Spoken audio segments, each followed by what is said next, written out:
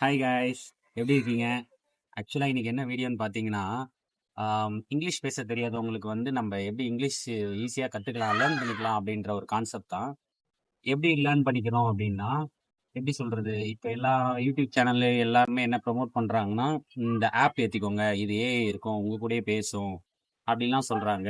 டவுட்ஸ்னாலுமே அந்த ஏஐலே நீங்கள் கேட்டிங்கன்னா வந்து அதுவே சொல்லி தந்துரும் அப்படின்ற மாரி சொல்றாங்க. பட் ஆக்சுவலா இப்ப நான் என்ன சொல்றேன்னா, அதுவும் கரெக்ட் தான். நான் அதையும் தப்பு சொல்லல. நான் என்ன சொல்றேன்னா, ஃபார் எக்ஸாம்பிள் வந்து நான் போய் அந்த ஆப் இன்ஸ்டால் பண்ணணுமா? அது கூட நான் பேசணுமா? என்ன நான் பேசுறது? அப்படின்ன கான்வர்சேஷன்லாம் நமக்கு தெரியாது.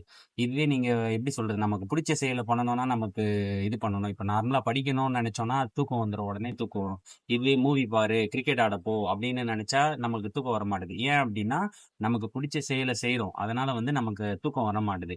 ஓகேங்களா? புடிச்சது செஞ்சா நம்ம எக்ஸ்ப்ளோர் பண்ணிக்கிட்டே போலாம் அப்படின்ற மாரி. அதனால என்ன பண்றீங்கன்னா, இப்போ உங்களுக்கு புடிச்சது இப்போ மூவியோ, கிரிக்கெட்டோ எதனா நீங்க பார்க்குறீங்க. இப்ப YouTubeல கூட நெறைய எல்லாருமே கேப்ஷன்ஸ் ஆட் பண்றாங்க. நம்ம இன்னும் ஆட் பண்ணல. கூடிய சீக்கிரத்துல ஆட் பண்ணிருவோம். ஆனா நெறைய பேர் வந்து இது மாரி பண்றாங்கல்ல. ஸோ அந்த வந்து நீங்க ஃபாலோவா எடுத்துக்கிட்டு, இப்ப எதுல YouTubeல வீடியோ பார்த்தாலுமே நீங்க இங்கிலீஷ் வந்து கேப்ஷன்ற ஒரு இது இருக்கும்.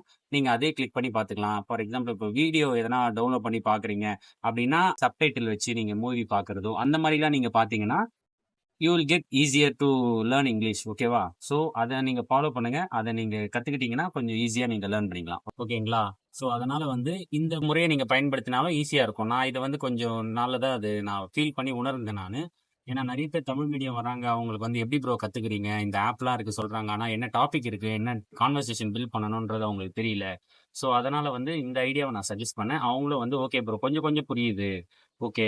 ஸ்டார்ட்டிங்ல அப்படிதான் ப்ரோ இருக்கும். நீங்களும் அத ஃபன்னா பேசுங்க. ஃபன்னா பேசுனீங்கனாலுமே, பேசினா தான் நம்மளுக்கு ஃபர்ஸ்ட் ஆஃப் ஆல் நமக்கு கத்துக்க முடியும். நீங்க பார்த்தீங்கன்னா, அது லேர்ன் தான் பண்ணிக்க முடியும். ஆனா, அந்த வாக்கியத்த நீங்க பேசுனீங்கன்னா தான், உங்களுக்கு ஈஸியா லேர்ன் பண்ணிக்க முடியும்.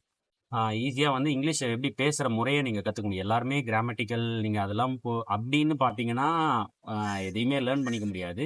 ஸ்டார்ட்டிங்ல ஒரு சின்ன சின்னதா ஒரு ஸ்டெப் எடுங்க. ஸ்டெப் எடுத்து நீங்க இந்த முறைய நீங்க ட்ரை பண்ணி பண்ணீங்கன்னா, சீக்கிரமா நீங்க ஒரு நல்ல இங்கிலீஷ் பேசுற ஆளா நீங்க வரலாம். ஓகேங்களா? நான் அப்படி தான் இந்த இண்டஸ்ட்ரி கொஞ்சம் கொஞ்சமா டெவலப் ஆகி வந்துகிட்டு இருக்கேன். ஓகேங்களா? அதே மாரி நீங்க எது பண்ணாலுமே அந்த முறைய நீங்க ஃபாலோ பண்ணுங்க. ஓகே.